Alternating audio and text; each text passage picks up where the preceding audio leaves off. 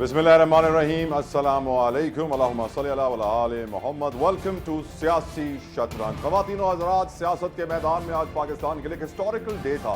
ख़ासतौर पर अगर बात की जाए PMLN में उनके कायद मियां नवाज शरीफ साहब की, जिस तरीके से अदालत में उन्हें रिलीफ मिला, तोशाखाना केस में उनको रिलीफ मिला, साथ साथ अल अज़ीज़िया रेफरेंस और दूसरे जो उनके ऊपर रेफरेंस थे वहाँ से भी उनको रिलीफ मिला। और जो इस वक्त माहिरीन है वो काफ़ी हैरान और परेशान है, क्योंकि उनका ये कहना है कि 1:30 बजे अदालत में दरख्वास्त दायर हुई और 15 मिनट बाद उस पर नंबर लग गया, 30 मिनट बाद उस पर समाअत शुरू हो गई। नायब प्रोसिक्यूटर बिन बुलाए अदालत पहुंच गए और फिर उन्होंने फरमाया कि नवाज शरीफ आना चाहते हैं तो नायब को कोई एतराज़ नहीं है। और फिर इस्लामाबाद हाई कोर्ट से अज़ीज़िया रेफरेंस और एवनफील्ड रेफरेंस में गिरफ्तार ना करने का हुक्म उन्हें दिया गया है। जो प्रोटेक्टिव बेल है वो 24 तारीख तक इस महीने की दी गई है। और नायब की एहतसाब अदालत ने भी तोशाखाना केस में उनके वारंटी गिरफ्तारी मुअत्तल कर दी है। अब ये बात हम जानते हैं, तमाम तर सियासी जमातें यही कह रही हैं कि जो लेवल प्लेइंग फील्ड मुस्लिम लीग नून को दी जा रही है वो दूसरी पार्टीज को भी दी जाएं। और हम ये जानते हैं कि नवाज शरीफ साहब इस वक्त दुबई में क़याम कर रहे हैं और 21 तारीख को पाकिस्तान पहुंचेंगे। पहले इस्लामाबाद एयरपोर्ट पर लैंड करेंगे और फिर कुछ ही देर के बाद वहां से वो लाहौर के लिए परवास करेंगे और लाहौर आएंगे। और जलसे की तैयारी, जलसे के लिए जो पैसे खर्च किए जा रहे हैं वो भी काफ़ी हमारे ज़राए कंफर्म कर रहे हैं कि तारीख साज रकम अलॉट की गई है वेलकम करने के लिए मियां नवाज शरीफ साहब को। बहुत सारे लोगों को हायर किया जा रहा है, पेरोल पे रखा जा रहा है इस एक दिन के लिए, ताकि ऐसा ग्रैंड वेलकम हो जैसा पाकिस्तान ने कभी तारीख में पहले नहीं देखा।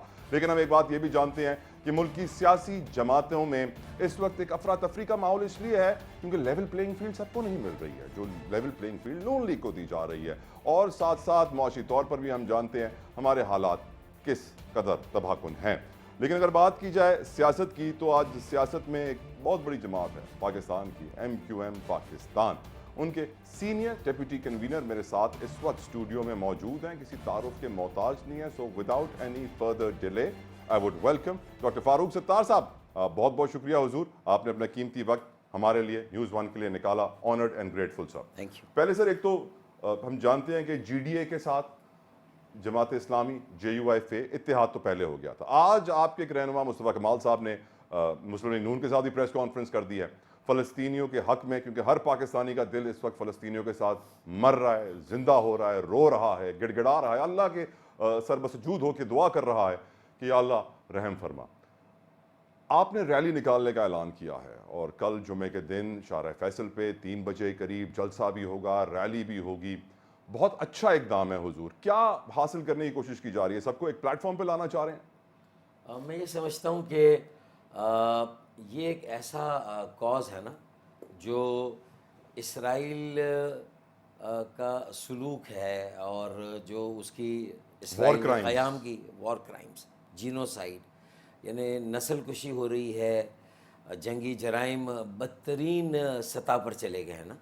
और उसमें चंगेज़ ही मजालिम नहीं थे, चंगेज़ खान के ज़माने के मजालिम थे कि चूँकि वो सिर्फ ज़मीन पर जंग होती थी ना तो वो खोपड़ियों के सरों के मीनार बनाते थे ना।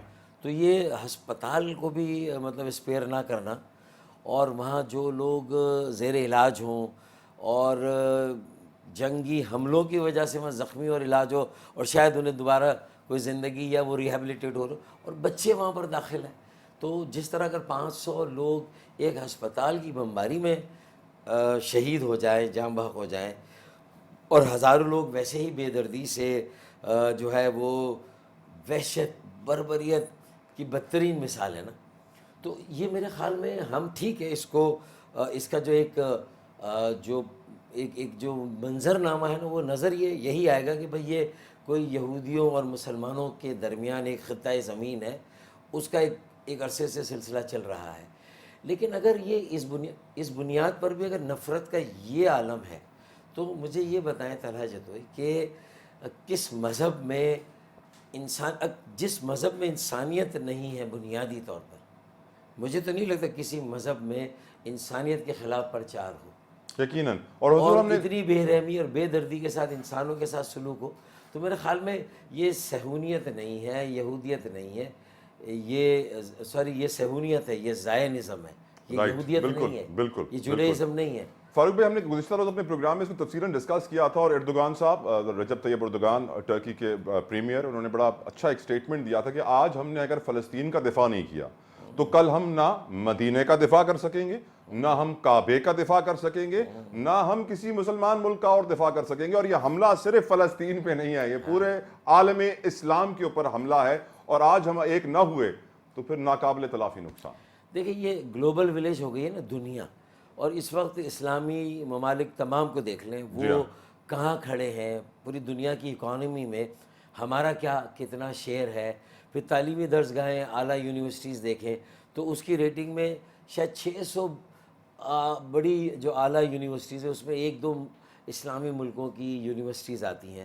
تو اگر ہم یہ حقائق بھی سامنے رکھیں نا تو ہمیں تو اس کیس کو بہترین سفارتکاری کے ذریعے، بہترین اپنی صلاحیتوں کا استعمال کر کے، سیاسی سوجھ بوجھ کا مظاہرہ کر کے اسے صرف اسلامی ممالک تک محدود نہیں رکھنا.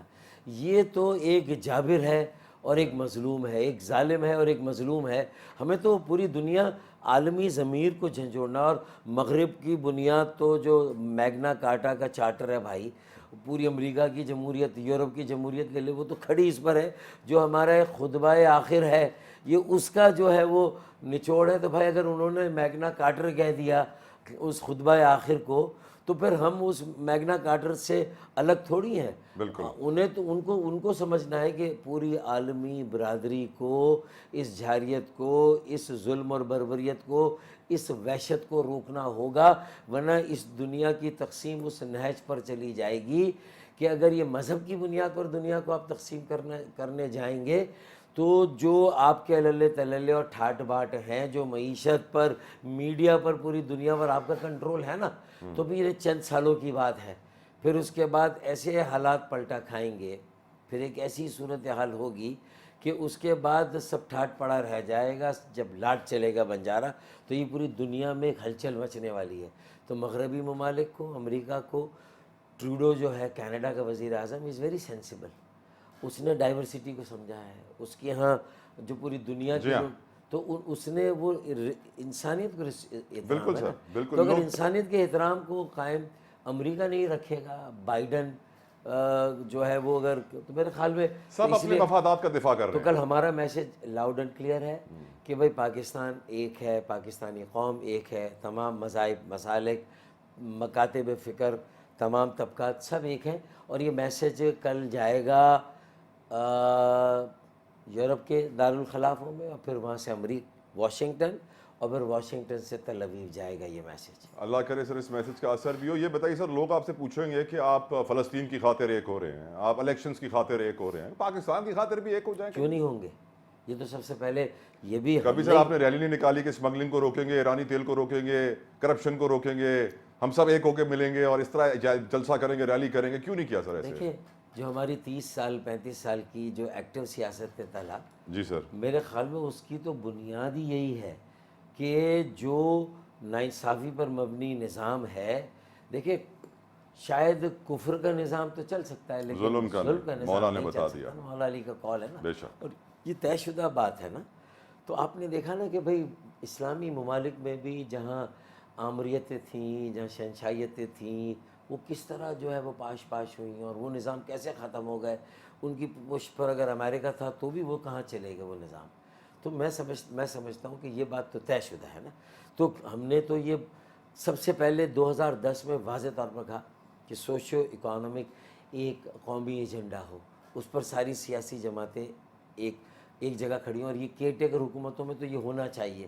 ہم نے یہ ساری جماعتوں سے آفر کیے کوئی بھی لیڈ لے لے، ایک آل پارٹیز کانفرنس کر لے تاکہ اگلے الیکشن سے پہلے یہ جھگڑا ختم ہو جائے.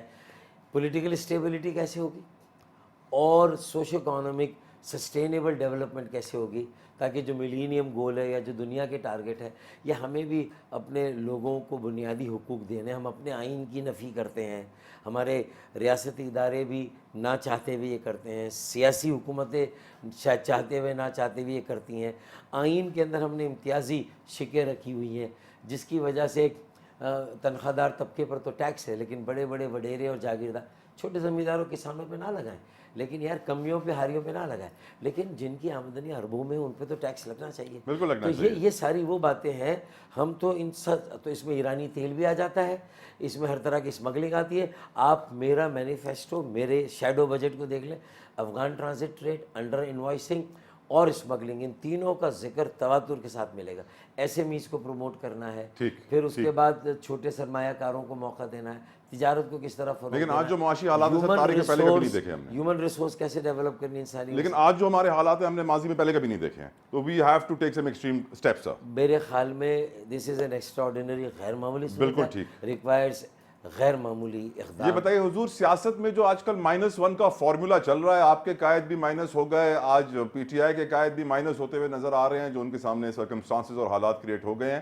یہ سیاست کے لیے، جمہوریت کے لیے فاروق صاحب فائدہ مند ہے، نقصان دہ ہے؟ اور یہ فارمولا کیا ہمارے ملک میں آپ سمجھتے ہیں یہ کامیاب ہوا ہے اور ہوگا؟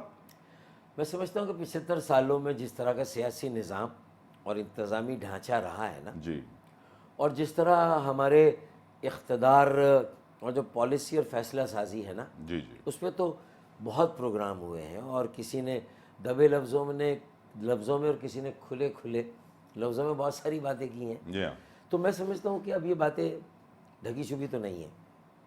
ایسے میں اور پھر اس وقت پاکستان کا جو مینڈیٹ ہے وہ کسی ایک جماعت کے پاس نہیں ہے. ٹھیک. کوئی اگر وزیر اعظم بن جائے گا اس فریگمنٹڈ اسپلٹ مینڈیٹ والے پاکستان میں، جس میں مذہب کی بنیاد پر بھی اسپلٹ اور فریگمنٹیشن ہے، مسالک کی بنیاد پر ہے، لسانی زبان کی بنیاد پر ہے، تو پھر ایسے پاکستان میں جب کوئی ایک ایسی جماعت نہیں ہے تو کسی کو فن خوان نہیں بننا چاہیے. مکس چارٹ ہی چلے گی. مکس چارٹ اگر چلتی ہے نا تو پھر نیشنل ایجنڈا پہلے سیاسی جماعتوں کے درمیان ایک کم سے کم نکات پر ہونا چاہیے. اس کے بعد اگر یہ طے ہے کہ ہمارے باقی ریاستی ادارے جس میں افواج پاکستان بھی ہے اور جس میں عدلیہ بھی ہے، اگر انہوں نے بھی انگریس کیا ہے چاہتے ہوئے نہ چاہتے ہوئے، اور فیصلہ سازی اور پالیسی سازی میں کوئی کردار لے لیا ہے، تو انہیں بھی اس بات سے آگاہ کرنے کے لیے، ڈس انگیج کرنے کے لیے انگیج کرنا ضروری ہے. یہ میری منطق ہے، یہ میری 30-35 سال کی جو سیاست کا نچوڑ ہے میں آپ کے سامنے رکھ رہا ہوں کہ پہلے قومی ایجنڈا سیاسی جماعتوں کے درمیان، اور وہ مکر جائے سر ایجنڈا سے سائن کر کے، وہ بولے بھول جائیں ہم نے کیا کیا سائن. آپ کے ساتھ تو بہت ہوا ہے. پھر ایسا کرے نا کہ ایک میڈیا کے جو اکابرین ہیں مستند قسم کے، پھر عدلیہ کے جو ریٹائرڈ امپیکیبل انٹیگریٹی والے ایسے ججز آج بھی دستیاب ہیں، ان سب کو بٹھا کے آپ سے کہتے ہیں دستیاب ہے تو ایسے لگ رہا ہے برائے فروخت ہیں. میرے خیال میں اس لیے دستیاب کہہ رہا ہوں کہ وہ بھی خال ہے، کچھ نہ پہ کم ہے. سر نواز شریف صاحب اتنے زیادہ اویلیبل نہیں ہے، نواز شریف بڑی صاحب کے لیے پریشیس کموڈیٹی ہو گئی ہے. اگریڈ. نواز شریف صاحب کے لیے جو لیول پلینگ فیلڈ تیار کی جا رہی ہے، جو ریڈ کارپیٹ بچھایا جا رہا ہے، عدلیہ سے جس طرح ان کو انصاف مل رہا ہے بقول ان کے، اور جس طرح امیڈیٹ ریلیف مل رہا ہے، how do you see it سر؟ میں تو یہ کہتا ہوں کہ ان کے لیے تو ایسا لگ رہا ہے کہ اب بچھایا جا رہا ہے نا، لیکن 15 سالوں سے تو پیپلز پارٹی کے لیے تو یہ 15 سالوں سے یہ لیول پلینگ فیلڈ جس میں بالنگ بھی وہ کریں بیٹنگ بھی وہ کریں، صرف فیلڈنگ. سر ایسے ماحول میں آپ الیکشن لڑتے کیوں ہیں سر؟ پھر دیکھیں الیکشن اس لیے لڑتے ہیں کہ اسی سے تو ایکسپوز ہوتا ہے، آواز اٹھانی آپ. ہاں آواز اٹھانی، اسی سے تو ایکسپوز ہوتا ہے. الیکشن لڑ کے اقتدار کا حصول ہی آپ کا بنیادی مقصد نہیں ہونا چاہیے. آپ کی بات کو لوگوں تک پہنچانا. جمہوریت پاکستان میں فلاڈ ہے سر. فلاڈ، بری طرح فلاڈ. اسی لیے سے سوڈو ڈیموکریسی، فیوڈو ڈیموکریسی یہ زیر عتاب اور زیر سایہ رہی ہے، وڈیروں کے، جاگیرداروں کے، سرمایہ داروں کے بھی نا پیسوں کی ریل پیل ہے. اب دیکھیں نا، امیدواروں پر تو پابندی ہے کہ وہ ایک حد سے زیادہ خرچ نہیں کر سکتے، لیکن اب تک سیاسی جماعتوں پر پابندی نہیں لگی کہ وہ اربوں روپے کے اشتہارات نہیں دیں گے، لوگوں کی سوچ پر اثر انداز نہیں ہوں گے وہ اشتہارات جو دیے جاتے ہیں. لیول پلینگ فیلڈ کہاں، چھوٹی جماعتیں کہاں جائیں گی؟ M Q M, A N P, J U I یا دوسری. تو چارٹ میں بہت ساری چٹنیاں ڈلتی ہیں نا، تھوڑی سی گرین والی، املی والی، یہ والی، رائتا. یہ دیکھیے ڈائیورسٹی کا یہ مطلب نہیں کہ کسی کے بنیادی حق لے لیں. رائتے کا بھی بنیادی حق ہے، چاٹ کا بھی بنیادی حق ہے، چھولا اپنی جگہ اہم ہے، دہی بڑا اپنی جگہ، مکس چاٹ اپنی جگہ، لیکن ہر ایک کی اپنی ایک شناخت اور ہر ایک کا ایک بنیادی حق ہے جو آئین میں پاکستان میں سر منارکی اور اگر آ جائے. آرٹیکل 220 218 218 کلاس 3 واضح ہے. Fair, free, just, honest election کرائیں، ٹرانسپیرنٹ. آمین آمین. آپ کے منہ میں گھی، شکر، پستہ، بادام، کاجو، اللہ کرے ایسا ہو. فیئر، فری، ٹرانسپیرنٹ الیکشنز ہوں. پاکستان کو ضرورت ہے، جمہوریت کو ضرورت ہے. ایک بریک لیتے ہیں خواتین و حضرات. بریک کے بعد فاروق صاحب سے سوال پوچھوں گا کہ جو ان کے 30-35 سالہ سیاسی کریئر ہے ان کا، اس میں کون کون سی غلطیاں ایم کیو ایم سے ہوئی ہیں اور آج ان کون کون سی غلطیوں کا وہ اعتراف کریں گے، پوچھیں گے ان سے اس بریک کے بعد۔